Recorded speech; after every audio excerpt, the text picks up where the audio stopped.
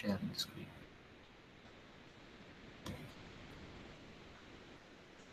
Hope the screen is visible. So let's start with an example of how you can use RTOS.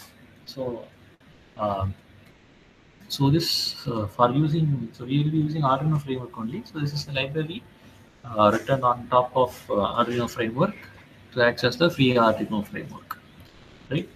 And so free Arduino, sorry, the free RTOS is a kind of another framework which can be used standalone also. But here we are using this library called Arduino Free RTOS.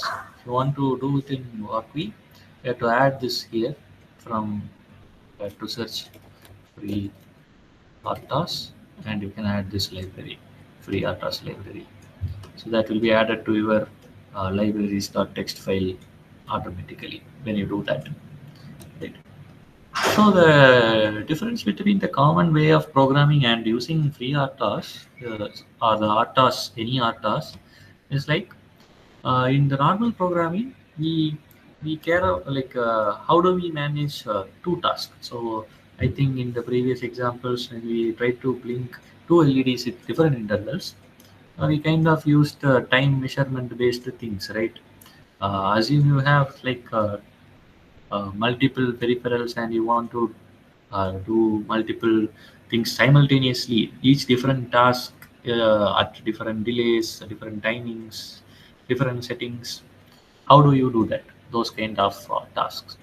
So programming in without this framework, you cannot ensure a timely execution of that. For example, if some task takes different amount of time at a certain point of time, then we won't be able to sure that this another task will get enough time for running.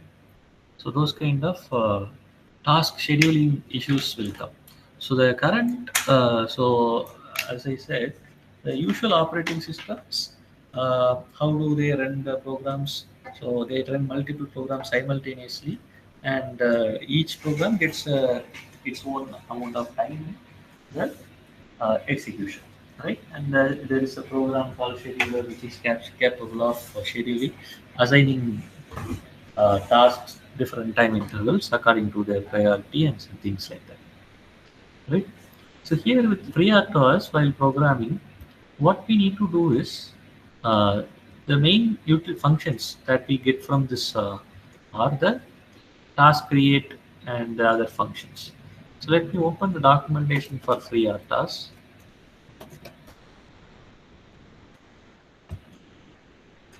There are different documentation sections where you can learn this library so far. So AP reference are like AP reference has the reference like the description about each and every function, method, classes, types, everything that is there in the thing. And this is the beginner's guide. It's like guide to programming and the fundamentals, things like that. There you can check this out, right? Different things. Those are simple tutorials they might have given. For our thing, we'll be seeing how this function works with the. So here you see the description of how each function work and how to use each of these functions. So this X task create is used to create a task. So yeah, there is this v task delay. So there are these different uh, things that you have, right? So why this b and x are there? You can think about that, right? Why this naming there, naming b and x? So usually this throughout this library they have been following this convention. If the function is kind of void, they are using the prefix v to identify that it doesn't return anything. If you see the x, it is returning a base type, something like that. U, it is returning U base type, which means like kind of unsigned base type kind of thing, something like that, right? So P types doesn't return anything. U types, so they are naming throughout like that. You can see this, right? So if it returns something, if they are using that prefix kind of. Okay. Now let's see about task creation. This is what we do. So there is a separate structure they call this task handle type. So there is this task handle type, which is the structure that helps us to identify a particular task. Okay, storing information about that. So here you can see that, right, type by which the tasks are referenced. So to store the details about the task, yes, that is using this task handle type. Okay, so here this task create function returns this value via the pointer parameter. So only using, so if you want to delete a particular task, we have to pass this task handle to the delete function, the delete task function. So this is kind of the identifier which has all the details about the task in hand. So it is very similar to the file handle. So when you, if you have used file handling in C programming, you might have known there is a file type that you use which stores the details about the file, and we open and close. While we open and close, we pass that file pointer to the function open and close. Right. In a similar manner, this V task handle, so this task handle type is used to store the information about a task, and we can pass that to these two functions. Right? Is that clear?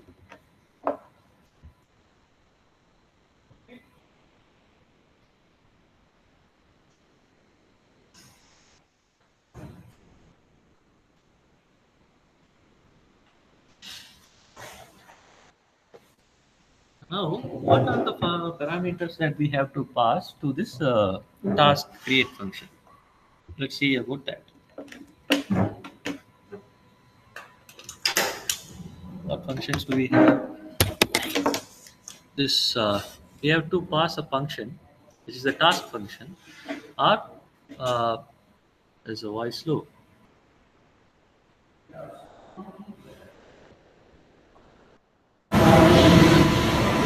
Is it better now? Yeah. So the task function, which is the code that we need to execute during the uh, task. So what is the function that we have to do during the task? And then this is the name. So we are giving this, you can see this descriptive name for the task. This task code is the function that we have, right? Tasks are normally implemented as an infinite loop. Okay, so if you want to repeat this task, we have to run it in an infinite loop. So this has the details about that. Descriptive name for the task. This is for debugging purposes and other stuff, right? And this is the stack depth. So stack depth is used to like. So what is stack? So when a program or when a process is created, to store its own variables and the program's code and other stuff, it allocates a certain amount of memory, which we used to call stack. So you might have seen about function calling and stuff. So each function, when it function is called, it allocates that certain amount of memory in the stack. I think you have known about difference about stack and heap from C programming, right? So usually the normal variables are stored in stack, and dynamic variables, static variables are stored in stack. Dynamic variables are stored in the heap. So this is to how much size to allocate the stack for a particular task.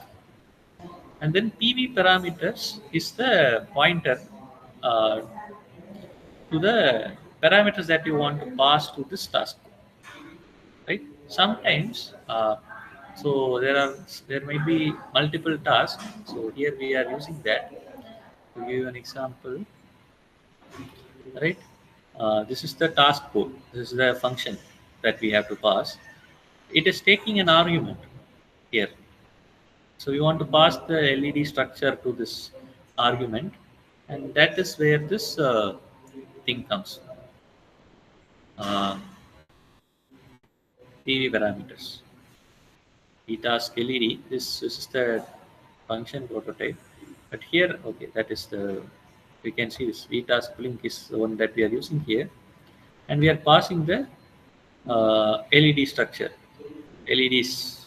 When I put LEDs over here, it is an array of LEDs. The first LED will be passed. So it's basically the pointer to the first LED, and this is the pointer to the second LED in that array.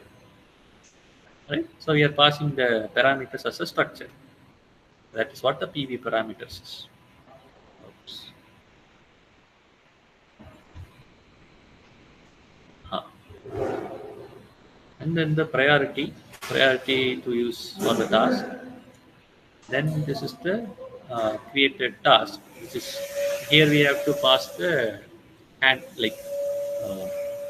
handle where it populates the task. Okay, so if you want to like yeah, here we pass the handle over here.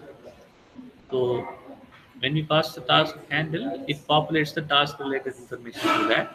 So if you want to stop that or close the task, we do that. Here you can see I am using an infinite loop. So basically for this is similar to while one. Both are same infinite loops. Right? That's how our task will be. Right? And yeah. Okay. So did you get an idea of what it returns? This function returns the dark versus it is kind of it returns a status kind of thing. The PD pass, it's something we can see this right, some kind of value that they are using to check whether that task has created. So that is like a verification step. So this next task create returns a verification value whether that task is successfully created. So if the task is not created, so how when can the task be not created? Assume there is a scenario where there is not enough memory in the stack and you are trying to allocate this many stack, and then the process creation would be fail. Then you will not get this status with the PD pass. So you can see that the task is not properly created. Okay. So do you get that idea of how we are using it? So let me walk through this code and see what this code is doing. Right. So I am using a structure called blinking LED to specify in which delay my LED has to blink. And stuff. Then I am configuring the pins. I think this we don't need. This is for individually doing. Now we don't need that. So this is the delay. What is this one? Uh, Here, with this delay, there is this task delay function that we are using. It doesn't take the millisecond value. This 4 tick millisecond is uh, how many ticks it takes in a millisecond. Sorry, how many uh, uh, what is the period of one tick in milliseconds? That is what this does, right? So with that, when we divide it, we'll get the value for that. So here we are doing that. So this is like, I think this is from the previous implementation. These two things are the individual implementation. Here I have combined everything, so all the pin details and delay details, name, everything is given there. The task details also given here. Minimal stack size is the minimal amount of stack size that is needed. This is kind of a constant that you can use. Depends upon the so that you can use. Right?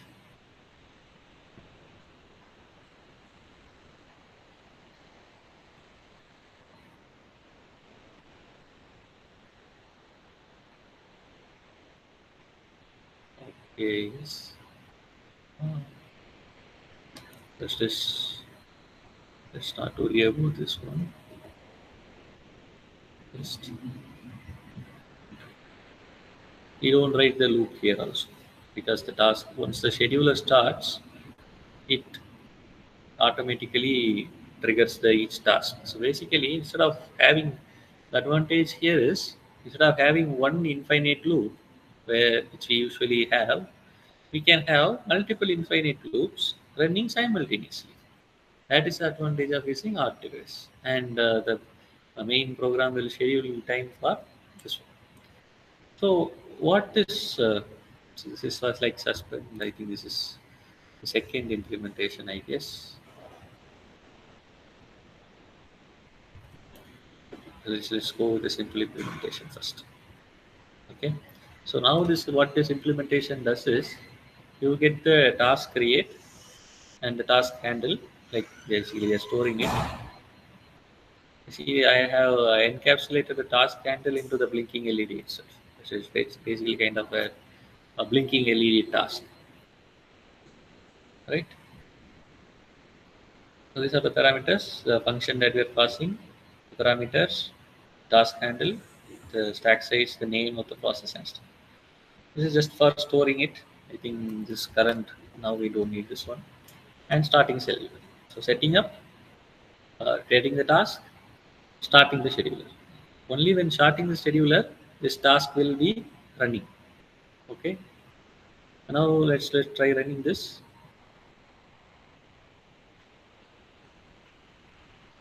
Uh, Now you can see this is running with some delay and this is running with some delay, and both are happening simultaneously, right?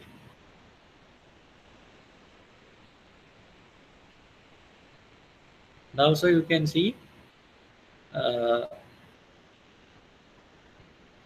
the number of times that LED has been blinking. That is what is being recorded.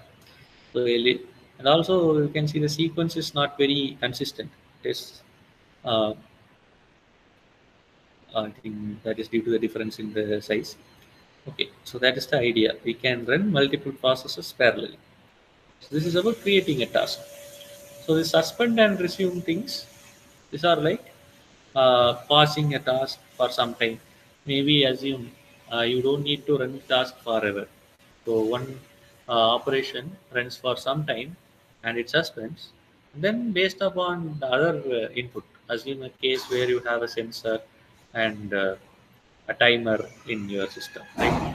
Your sensor will work for 5 minutes, take reading for 5 minutes, and then it can go to sleep, or that function need not work for like another 15 minutes, something like that. Or maybe you can have three sensors and you can take reading from one sensor for some time, another sensor for some time. So when you uh, do one task, you can pass another task and do the other things. So that's where the suspend and resume comes, right? So here, what we can kind of do is this. Uh,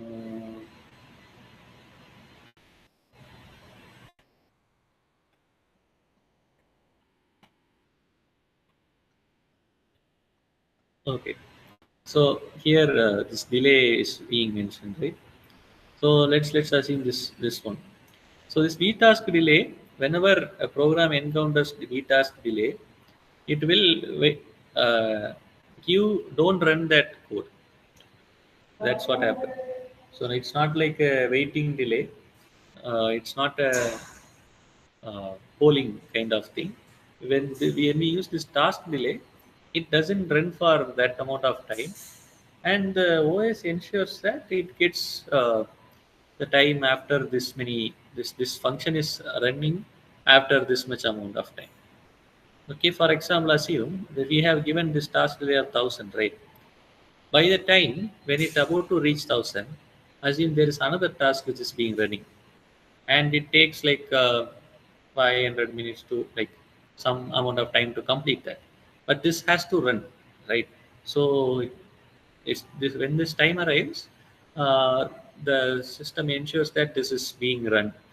That is what the advantage of using R2 is. Even if the other task takes time, it could pass the other task and complete this one, and then go to the resuming the other task.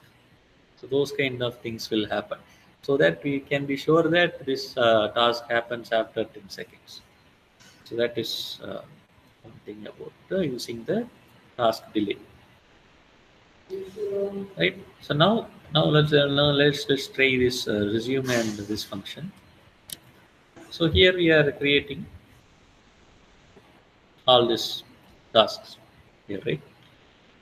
Once created, this won't run. Only after scheduling it will run. That is the first thing. And even after scheduling, you see this has a larger delay. So it will wait for that kind of time. So within this 10 seconds, this will run. Alright. Here what happens is we are suspending these tasks. So these two tasks, two LEDs that are running, we will suspend it after 5 times that LED has blinked. And then it waits, we'll see this till this 10 second first 10 after the first 10 seconds this will resume the both task handles of 1 and 2, which is we are getting from the LED's task handles. So that task it will resume. Okay, then so what now this program will do is each LED will blink for 5 times and pass, and after 10 seconds this task will resume both of the other tasks, and then it starts counting normally. Let's run this code now. Now LED count will be 5. After 5 this has stopped, and this will stop after 5, and now we'll wait 10 after 10 seconds, and you can see the time after 10 seconds both task has resumed. So you can pause and also resume the task. So suspend is like pausing. Okay. A delay is like waiting. So there are different states in which the process lies in a system: a running state, waiting state, suspended state.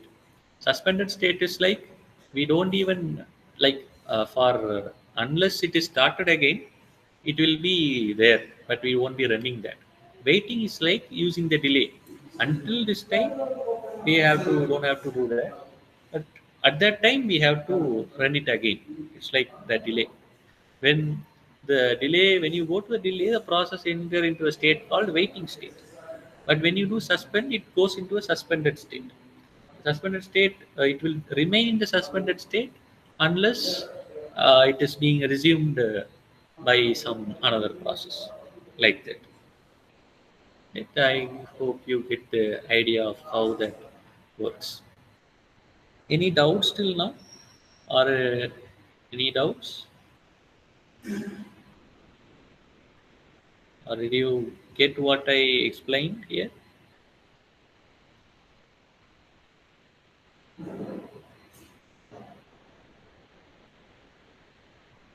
Similarly, so now we are resuming these tasks, right? Similarly, you can also destroy these things. There is this X task, B task, delete is there, right? So once a task is deleted, it will not stop. So we are not.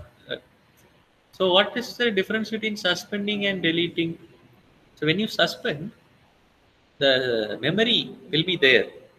Okay, the stack that is allocated will be there. But when you delete, it will free that memory also. That is the thing about deleting and suspending.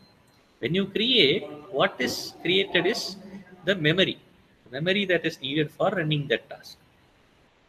When you suspend, it's just that it won't run that task, but the memory is still there.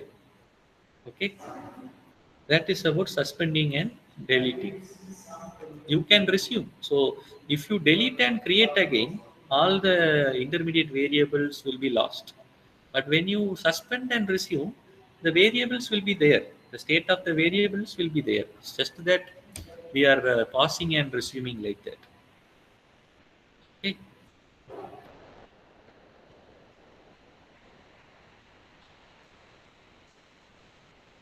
Yeah.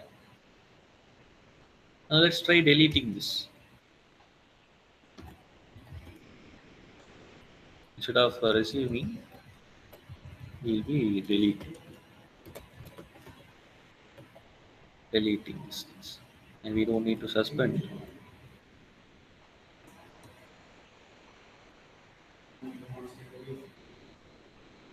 Let's just try this one.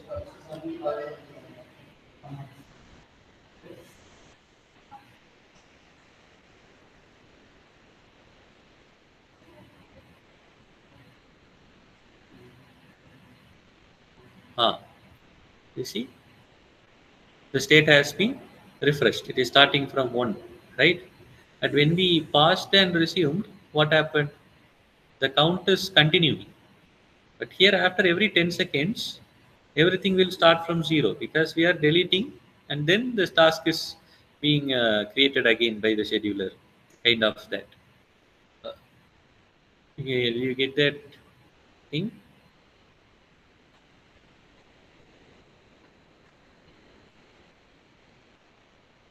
After 10 seconds, the count is getting 0. See this one. But when we resumed and suspended and resumed, it's just being passing for that amount of time, but it is continuing. You see now this one, after first it will pass, and when it resumes, it will continue from this count. What happened?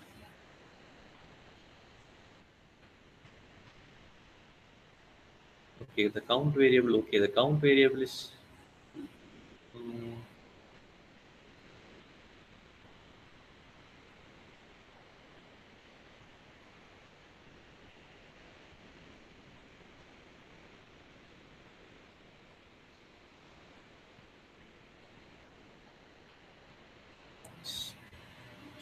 Variable.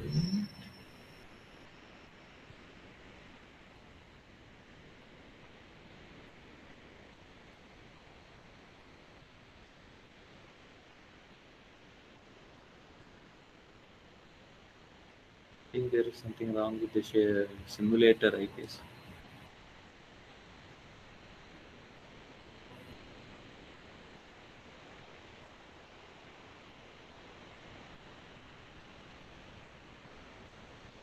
So this is like that.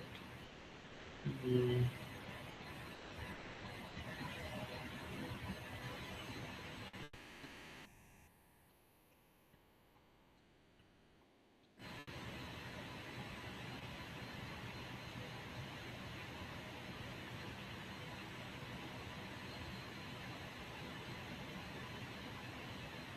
this is fine. I think there is something wrong with the simulator, I guess.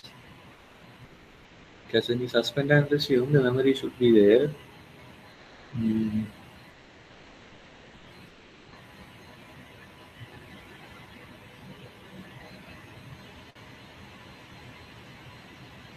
let's see this one. Oops, I think we haven't removed the delete part. We just uncommented the resume part, and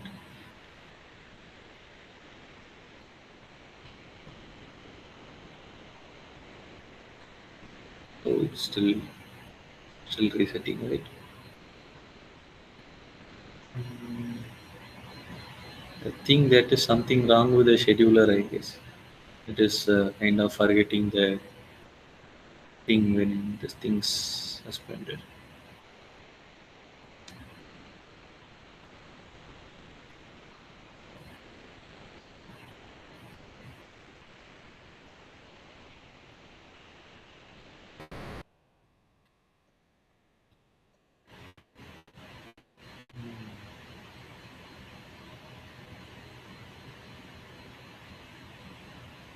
Let's see when there anything about suspension.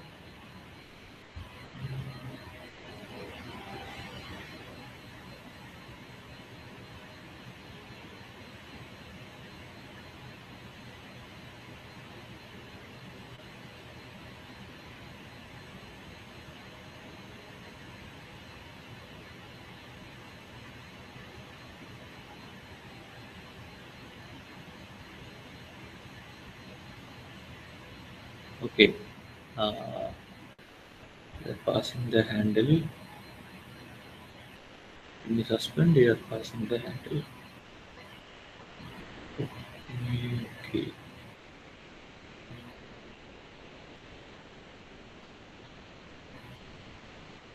Passing the handle.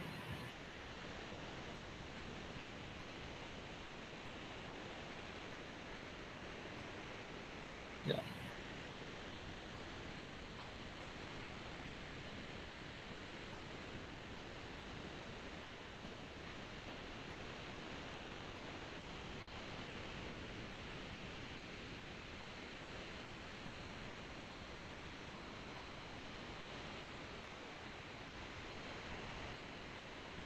Okay. This, if you don't pass the handle, it will suspend the current task. So for example, here, uh, yeah. So here we are suspending from this task. I think we need not pass the handle. If you don't pass the handle, it by itself suspend this task itself, right? It will suspend this task itself. So to suspend a task which is not this task, you can pass the handle explicitly. Even if you don't pass that, it will suspend the task. It's fine, but I'm not sure about why the count is getting reset. It shouldn't be.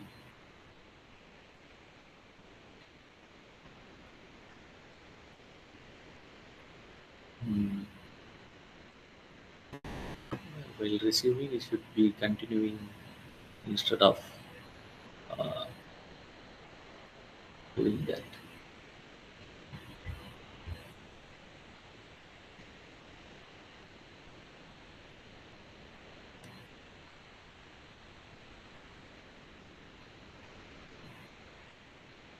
Okay, I think there is some configuration setup that needs to be done while using task suspend, I guess.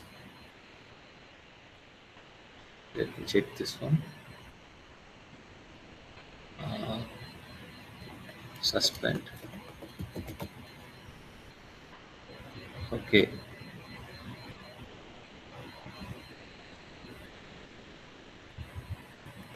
let's just test this one. Let's include this one.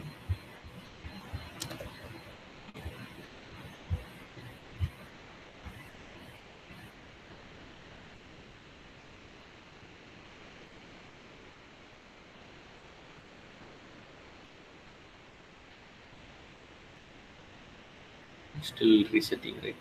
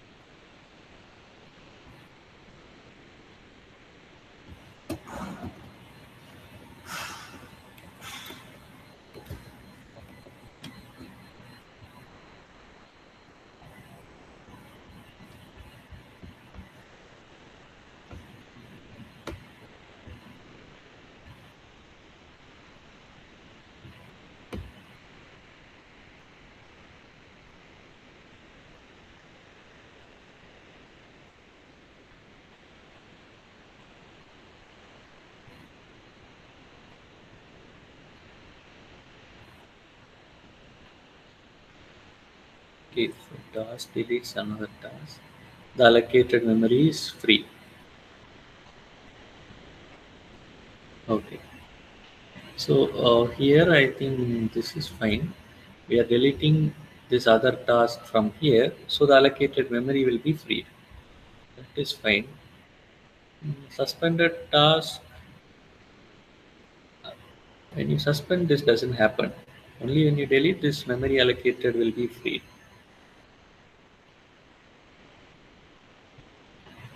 Uh,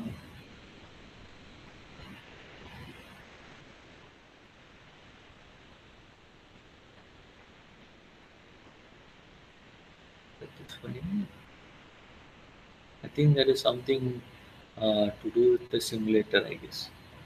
Uh,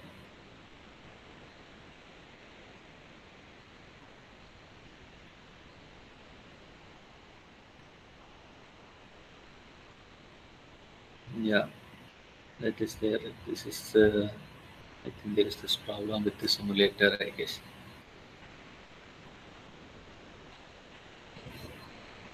Did you understand the concept? How this suspend and delete is different and how this function works? So it's about uh, pausing something and doing things like that. So this task delay, it is like the number of ticks. So they have a time period of ticks, and to which how much time does this has to pass delay.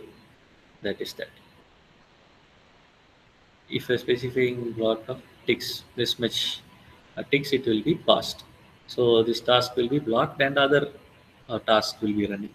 When you do this task delay to that much number of ticks, this won't get the CPU time. That is one. So this delay until is a different function. So this is similar to delay for alternatively designed to facilitate fixed frequency execution. So this is like specifying uh, absolute time rather than the relative time at which the. Okay, let's see that one until. Okay, this is like relay absolute time. So this delay is like the relative time. For example, how much a more amount of time that like, for 500 seconds you have to wait. So that is relative, right? Delay until is like absolute time from the start of the uh, RTOS, right? So from the absolute time, like delay means first you can say 500, then delay until 500 means from the starting of the thing. Then if you, it won't be like repeatedly. Once the delay until 500 means it will wait for the first 500 seconds from the machine starting. Okay, it is not like the 500 second after the previous delay. So if you do task delay, it is like 500 seconds it will stop, and when you call it again, next to 500 seconds it will stop. The delay until is like you give the absolute time, not the relative number of seconds to wait. Did you get that part? So here they were using this kind of different API where this previous wait time and timer increment. So they need to give those kind of functions in that. So it is like the last wait time is getting stored in some pointer. This this this kind of stores when the task happened. This this time, and the frequency specifies the you can see is right pointer variable that was last unblock, and the frequency is like uh, cycle time period. So this after this time, previous time wait plus this x increment, it will block. It will be blocked. That is the idea. So this keeps track of the absolute time. We will get the absolute time uh, of when that particular thing happened. So that is the idea. So there, when you are using delay, you won't be keep tracking of the uh, absolute time. It will be only relative. But here we will get this uh, last time and this absolute time, either this one task which is to unblock. That is the difference over here.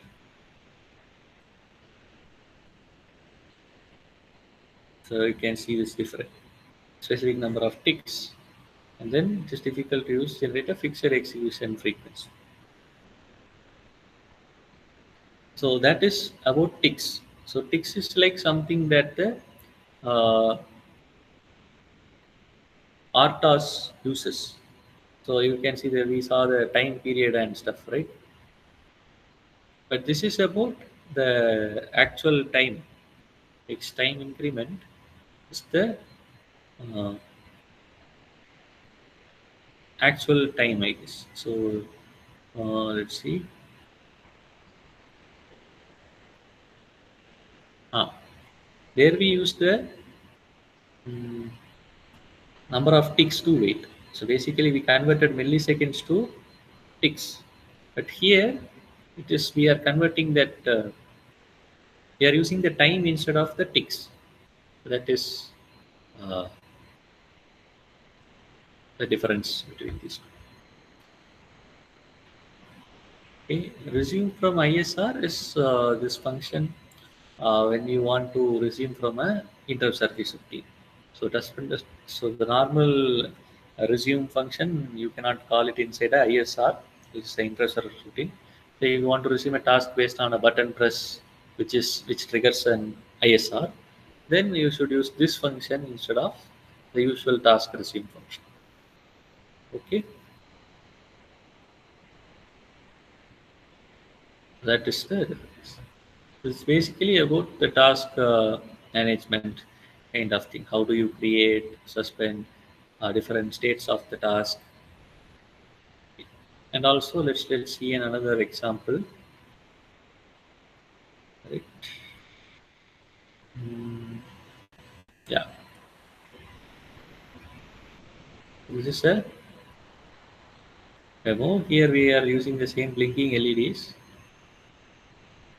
right? And we are toggling all the tasks, all the LEDs at different intervals. Let me check. It's the diagram. Diagram is missing.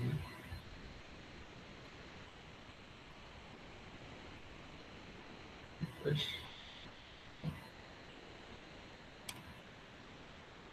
Let's see, only three LEDs are blinking here because of the stack size. So I said each task will create its own uh, set of memory, right? So all the tasks might not be created. When the thing is full, it won't create the task. Let's see how many of these tasks are being created and stuff. I think here we will just create all the tasks once. Even though I create all the tasks from 1 to 10, you won't see all the tasks being run.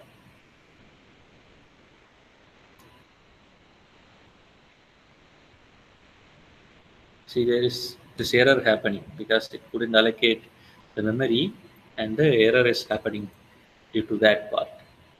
So it's kind of system crashes being happening. So let's see if we can find whether this task creation is success or not. So we use the here we initialize the serial,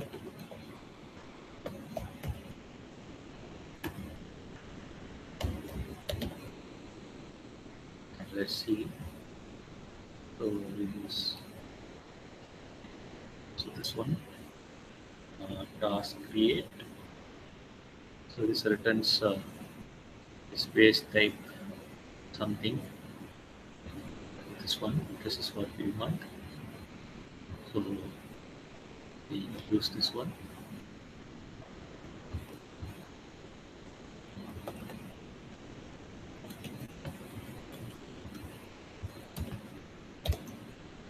And let's print a message if the task creation is successful.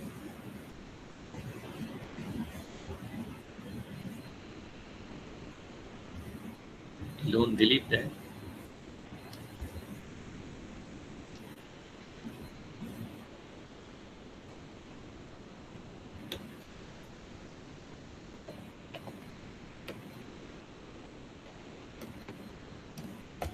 So I'll print the tasks index. So when the task is created, we'll see that. You can see This happened after the fourth task 0124. It is not being run, right? Because there is some issue with the processing. The crash happened. So that is one thing about it. What I can do is I can use a break statement in else. So whenever that crash, whenever the crash has happened, let me try if this works. If a memory crash happens, it will break. I think it is after the break, I guess. Mm, See here itself, the memory crash might happen. Mm, Is there any way we can check memory is going about to be happening? Otherwise, couldn't allocate the required memory is written. Okay. I think the simulator is not very perfect with handling RTOS simulation, I guess. Because if this is not written, let's see this if that is written. Uh, let's see if this is being written.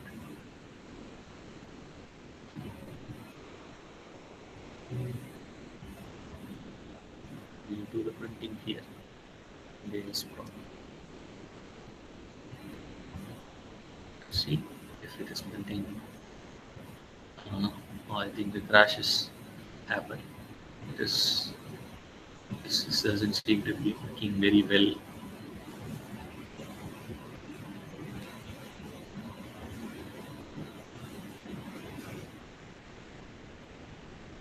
Is crashing rather than returning an error. I think that is the problem with the simulator, but that is the idea.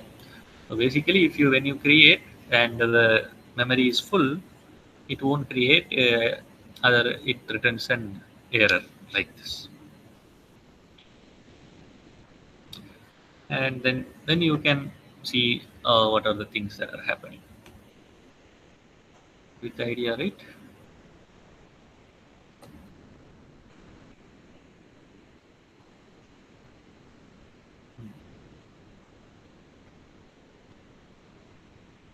Okay. Yeah, each task requires a RAM that holds its state, the stack, and everything. Right? That is the required part of RAM. It is allocated. Okay. Okay. I think this part is allocated from heap. When you use static, this one it is allocated from the RAM.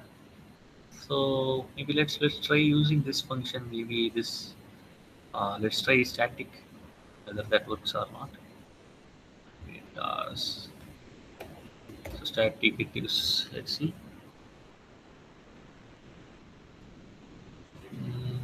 Okay, it is not supported here, I guess. In the free art, this is the whole free RTOS library. Maybe the Arduino version, it is not that. Might be problem with the library or this one.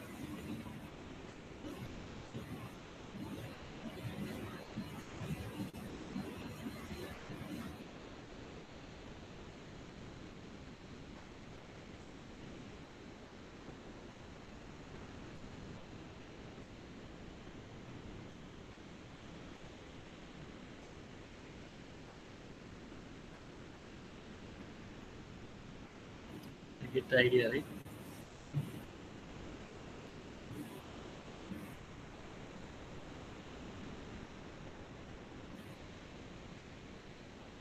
Uh, it might be due to the fact that the free RTOS is its own set of framework, right? So it has, uh, but I think this Arduino library that we are using here, it is wrapping. It is having providing a wrapper kind of thing over the Arduino to the free RTOS functions. That's why all the features might not be working properly, I guess. Maybe I'll check if I could. use the actual free RTOS library uh, in the simulator, then we will be able to see the actual functioning of that. So if you have any doubts so far, you can ask. So here, the same program you can do with the Arduino Mega board, which has more memory. That is being done here. All the LEDs will be done. This is some kind of different project that is being done.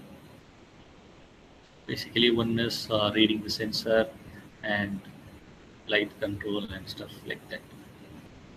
So it's like a motion detection, and based on the motion detection, so the motion detection task is running, and the light control task. So one of the task is like uh, light control is basically uh,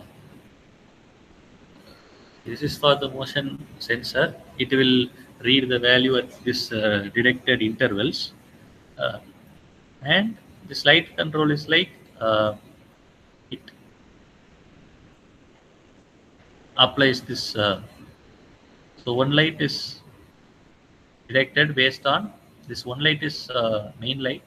This one it is being uh, written based on the uh, motion detected. This one is kind of this.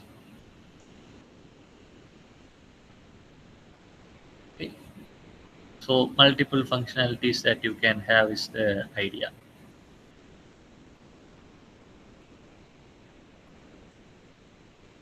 Okay.